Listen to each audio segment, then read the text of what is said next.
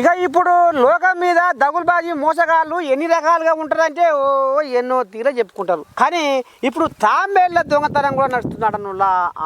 అంటే తాంబేళ్లను కూడా బేరం చేసి అమ్మ పక్క రాష్ట్రానికి తరలిస్తున్నట. నీ అన్యాయం పాడుపడగల ఇది ఎక్కడికి ఆచారం ఇక చూడు.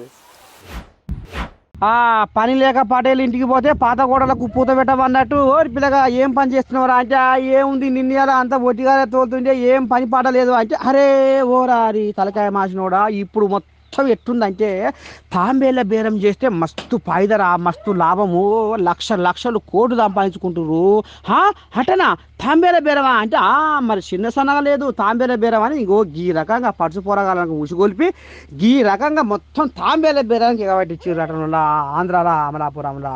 ఇక రాంపచోడవరం మండలము శుద్ధగొమ్మి ఊర్లే 450 తాంబేళ్లను తరలిస్తుంటే ఇక DFO Narendran sir దొరకబట్టిండటనల్లా.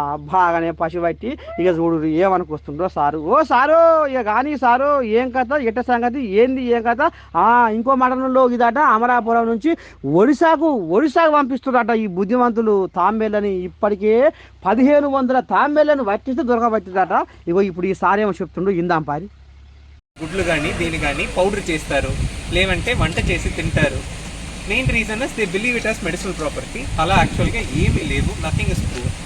So India, Malaysia, Sri Lanka, మన పక్కన ఉన్న దేశంలో ఇంక్లూడింగ్ పాకిస్తాన్ అన్ని చోట్ల ఇది దొరుకుతాయండి.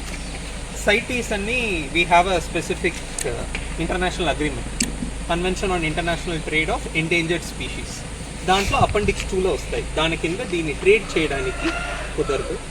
IUCN ఇండెక్స్లో ఇట్ ఈస్ వల్నరబుల్.